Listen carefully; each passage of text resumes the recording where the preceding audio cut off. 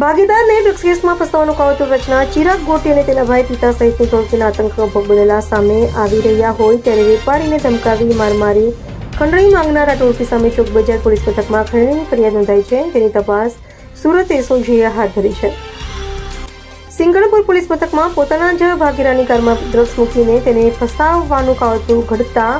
ચિરાગ ગોટી, તેના ભાઈ નિરાંત ગોટી અને તેના પિતા ઘનશ્યામ ગોટી સામે ગુનો નોંધાયો બાદ નિરાંત અને ઘનશ્યામની ધરપકડ કરાઈ હતી। જોકે ચિરાગ ભાગી છૂટ્યો હોય સુપ્રીમ કોર્ટની ટકોર બાદ ચિરાગ ગોટી કોર્ટમાં હાજર થયો હતો અને ત્યારબાદ તેના આતંકનો ભોગ બનેલા જિગ્નેશ વ્યાસ સહિતનાઓ મેદાને આવ્યા હતા અને પોતાના પર આચરેલા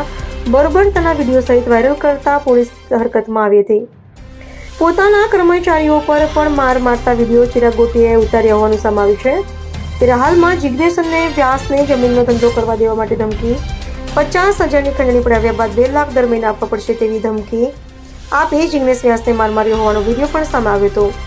હાલ તો સુરત પોલીસ કમિશનરના આદેશ બાદ એસઓજી આ તપાસમાં જોડાઈ છે અને જિગ્નેશ વ્યાસની ચોક બજાર પોલીસ મથકમાં ખંડણીની ફરિયાદ નોંધાયા બાદ એસઓજી દ્વારા વધુ તપાસ હાથ ધરાઈ છે। જે એનડીપીએસના ગુનામાં ચિરાગ ગોટી જે રીતે કોર્ટમાં સરેન્ડર થયો હતો અને ત્યારબાદ સિલસિલાબંધ જે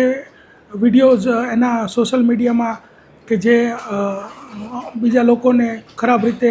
મારતા હોય, ધમકી આપતો હોય એવા વાયરલ થયેલા અને ત્યારબાદ એક જે ફરિયાદી છે જિગ્નેશ મગનભાઈ વ્યાસ કે જેઓને પણ એની બાજુમાં સોફા પર બેસાડી 2 લાફા મારતો હોય એવો વિડીયો જે વાયરલ થયેલો, તો એ ફરિયાદી અમારી સમક્ષ આવતા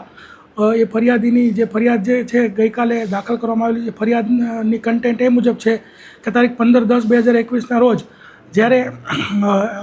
એની જિગ્નેશ પોતાની જે ઓફિસ છે ત્યાં હાજર હતો ત્યારે ત્યાં નીચેના ભાગમાં જે ચિરાગ ગોટી છે તથા રવિ ભાલ અને યુવરાજ જાદવ આ લોકો આવેલા અને એને કીધું કે ભાઈ તારા બાપના તો અમે પૂરો કરી નાખ્યો છે, હવે તારો વારો છે, તારે દર મહિને અમને 2 લાખ રૂપિયા ખંડણીના હપ્તાના આપવા પડશે એમ કરીને એને ધમકી કરીને એની પાસે જે પડેલા 10 લાખ રૂપિયા છે તે લઈ ગયેલા અને ત્યારબાદ ચિરાગ ગોટીને એવું ખબર પડી કે આ ભાઈ જે જિગ્નેશ વ્યાસ છે એ પોલીસમાં ફરિયાદ કરવા જવાના છે, તો ત્યારબાદ ફરીથી તારીખ 24/10/2021ના રોજ એની ઓફિસની નીચેના ભાગમાંથી જે જિગ્નેશ છે એનું અપહરણ કરી જઈ અને એના ઘરે લઈ ગઈ અને આ રીતે સોફામાં બેસાડી અને પહેલાં સમજાવ્યો કે કઈ રીતે તારે હાથ જોડીને રોવાનું છે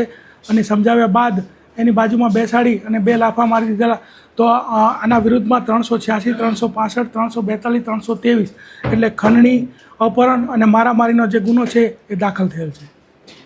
અત્યારે જે આ ગુનો છે એમાં તો ખંડણીને લગત જે તપાસ છે એ કરવામાં આવશે અને ઓઇલને લગત જો કંઈ કંપનીમાં ખોટું કરતા હશે તો એનાથી અલગથી કાર્યવાહી કરવામાં આવશે। ઓડિટ રિપોર્ટ અને બધું મંગાવવામાં આવશે, એ આખો અલગ વિષય છે એટલે એમાં અલગથી કાર્યવાહી કરવામાં આવશે। અત્યારે જે આપણે આ પહેલી ફરિયાદ જે દાખલ કરી છે એ ધમકીની, ખંડણીની અને અપહરણ છે, તો એની તપાસ એ રીતે કરવામાં આવશે ને ચિરાગ ગોટીના ફરિયાદીઓ સતત અમારી સામે આવી રહ્યા છે અને સતત આવતા એમની જે સત્ય છે, તથ્ય છે એ જાણી અને જે વિડીયોઝ વાયરલ થયા છે એનો અભ્યાસ કરી અને એના વિરુદ્ધમાં સિલસિલાબંધ ગુનાઓ જે છે એ દાખલ થવાના છે। જે કોઈ અત્યારે આ જે ફરિયાદ જે છે એ ખંડણીની ફરિયાદ છે અને આમાં વેપનનો કોઈ મુદ્દો નથી, પરંતુ જો કોઈ વેપનની પણ વાત હોય તો વેપન પણ રિકવર કરવામાં આવશે અને બીજું જે કંઈ પણ આપણા સમક્ષ આવશે એના ઉપર કાર્યવાહી કરવામાં આવશે। અભય થઈને નિષ્પક્ષતાથી નિરપેક્ષ રીતે વાસ્તવિકતાનો અરીસો રૂપી સચોટ માહિતી લાવતો સત્યની સાથે અભય ટાઈમ્સ।